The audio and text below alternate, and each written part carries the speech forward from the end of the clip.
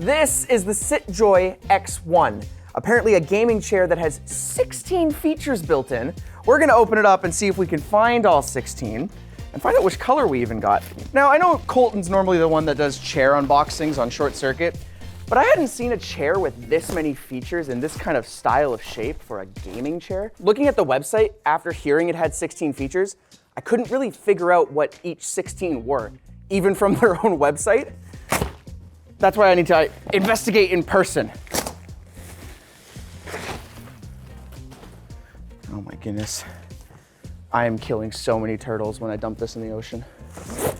Oh, we got the gray version. We didn't get the orange version, Belle. There's an LTT orange. I guess this is ShortCircuit. You want help? No. I need to prove that I can do chair unboxings by myself. I don't need help. Here's, I think, the backrest of it. We'll put it on the couch for now.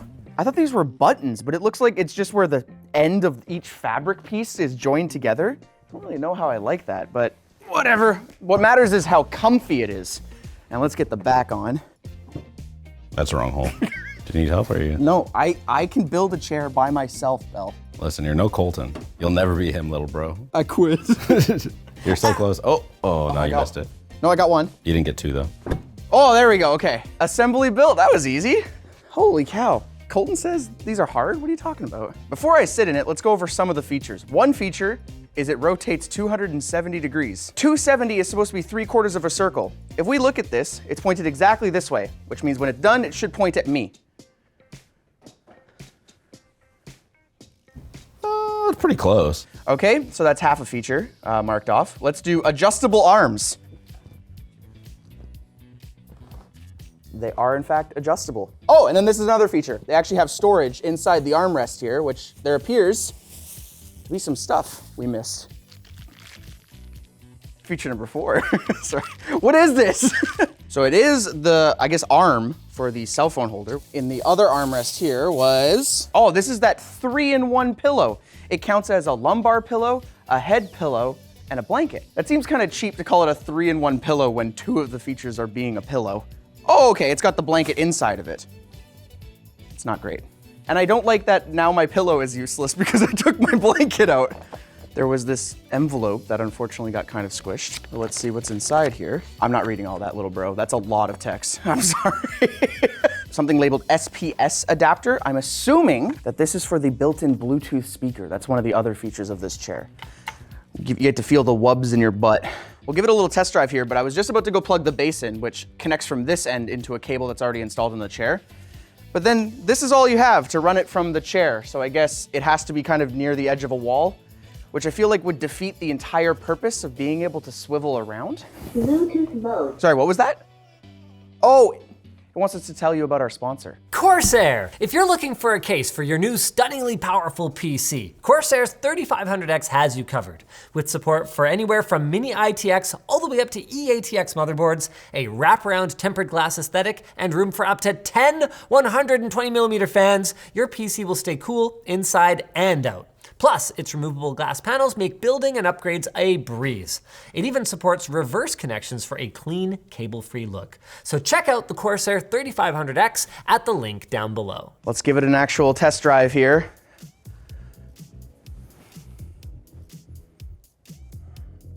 It's a chair.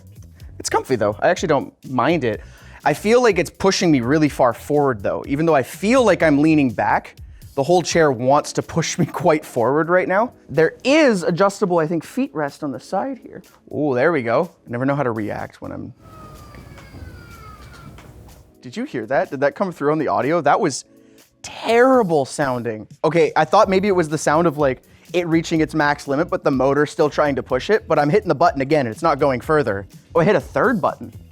What does this button do? The other button you pushed was underglow. Yeah, I guess that's another feature is the underglow. All right, beside those buttons that we talked about, there's a USB-C port and a USB-A port. So yep, I can charge my phone. It's not doing fast charging. Slow charging is better for your battery. And I guess if you're sitting in here for an hour or two watching a movie while it's charging, that's better. But I prefer fast charging. So this is kind of a downgrade in my opinion. Bluetooth connected. Thank you, I appreciate it. Well, if you're gonna sit in here for 2 hours, at least you have a built-in speaker. Let's give it a little test drive with Crab Rave. That is max volume. That is really quiet and does not sound good. Another really big downside, it's Bluetooth 2.0. For you kids playing along at home, we're currently on 5.4 today. Yeah, that's not great. I would rather, honestly, have this plugged in and have some earbuds. I would not use this speaker. But there's actually a lot of value in here that I don't know if Sony is getting quite. I was trying to give it the benefit of the doubt by hearing people speak instead of just music. Yeah, that still sounds like shit. But if you don't like that, you know what you can do? There's the GPU upgrade. The new GPU has 67%. This is much louder, I feel like. Because the reason I think it's louder, even if to the outside people might not be, this is right here in front of my face, right? The audio is coming from under my butt here, and I feel like it's just being shot across the floor. I don't feel like I'm being immersed in my audio with this speaker versus something like this. Another feature they boast out of the 16 features is voice commands. Apparently it's kind of like a list. You have to say something beforehand. In this case, easy control. Here I am. Reading mode. Okay, switch to reading mode for you. Did it do anything? Okay, let's try the gaming one. Easy control. Here I am. Gaming mode. Okay, switch to game mode for you. That was pathetic. I'm actually more uncomfortable now than what I was before. Easy, I want to sleep. Okay, switch to sleep mode for you. Whee! What's the difference between open and this? Easy mode, open recliner. Opening the recliner. Is it gonna go all the way? Is that all the way?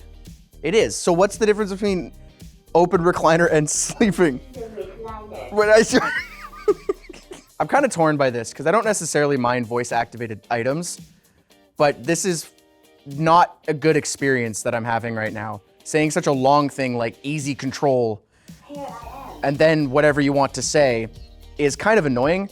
And based on what we've just tested, I did 3 things and it brought me to this position. So I don't understand why there's that many options. Along with the 270 degrees we talked about earlier, it apparently has 30 degrees of what they're calling swing, which feels like a lot more, but it's probably about 30 degrees. Another feature they have is the material that it's made of. It features 80% silica gel leather, which, quote, remarkably smooth and soft texture reminiscent of baby skin. That's a terrible sentence, but apparently it's abrasion resistant. I don't know abrasion resistant babies, but we should give it a try. Can we scratch it with something? I've been commanded by the CEO to rub my face against it. It's smooth. I don't rub my face against babies very often though. Don't include that in the video, for the love of God. Put the gloves on because we're gonna give it a cut with a knife. Toss me it. There we go. It's nice and safe. We'll do a little classic jerry rig everything. We'll do just a little bit and then we'll kind of go harder and harder. You know what? I'm giving it a pretty decent amount. I think we're starting to see some, which apparently it's cat scratch resistant. I'm not really sure how strong a cat is. My couch is torn apart, so let's give that a try. You know what? There's definitely marks on it, but I think if I did that same pressure to any type of fabric or something like that, it would have cut the threads and everything and made a much more obvious scratch than this. But, you know, it's not cut resistant, that's for sure. Next up, it also claims it's ink resistant, which we'll start with the pen, but we brought some other different Sharpies and whiteboard markers to give it a try. Well, that was immediate. Is it supposed to be resistant or repellent? Resistant. Because like, oh, you know what though? It wipes off pretty easy. It's still there, but I think if you actually took like a wet cloth and gave it a good rub.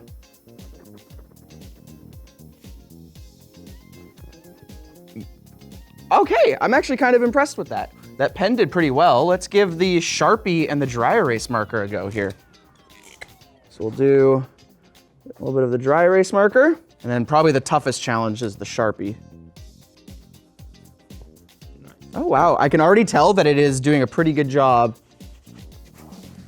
That did pretty good. Oh, whoops, I even got some down here. There you go.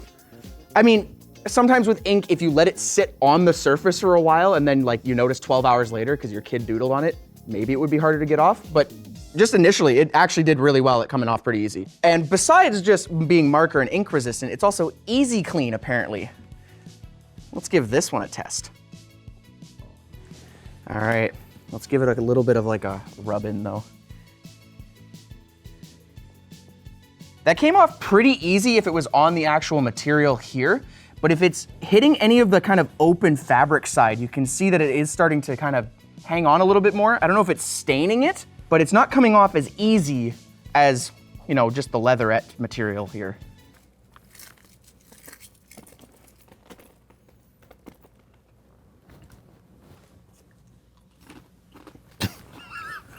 Let's just see how easy it is though.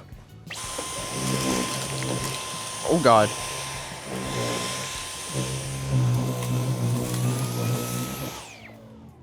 Well, there we go, I got all the chip pieces out, but you can still slightly see a little bit of red from the ketchup on like this floury part here.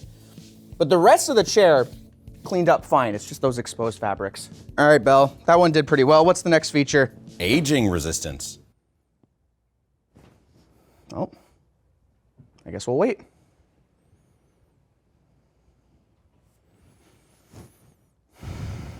10 years later. Still looks pretty good. Now to the most important feature,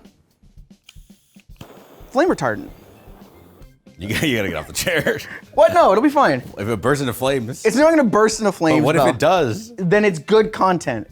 I don't even know. I gotta look up how to use this. Bill is on standby with the Pull the flamethrower pin, or free the hose. Okay, we'll start with 1 second and we'll go up. You know what though? This definitely gets hotter than like a typical Bic lighter, for example. And it held up pretty well for the second. And then obviously because this is way warmer, you can see just the tiniest bit of damage there. But I think for most household lighters, it would probably be okay. We're gonna try from a bit further away and then we'll move closer because again of the heat concerns here, but if you're holding that fire on that long, there's other issues, I think. So honestly, I think it did pretty well.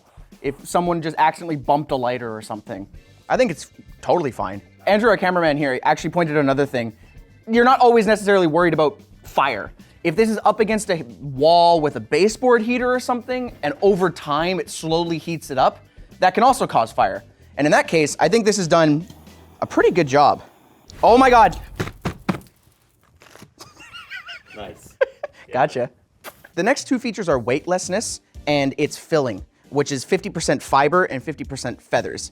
Overall, it's pretty comfy to sit in, but Andrew actually pointed out earlier, it doesn't look like it kind of hugs you. I feel like I'm sitting on top of the chair, and I think that's a pretty accurate representation of how I feel.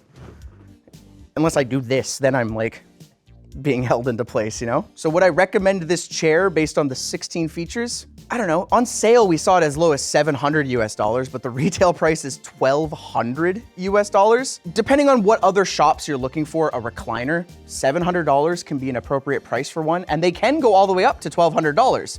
It will come down to if you feel the need to have a dedicated cell phone holder or this type of reclining or the voice activation. But would I want this in my home?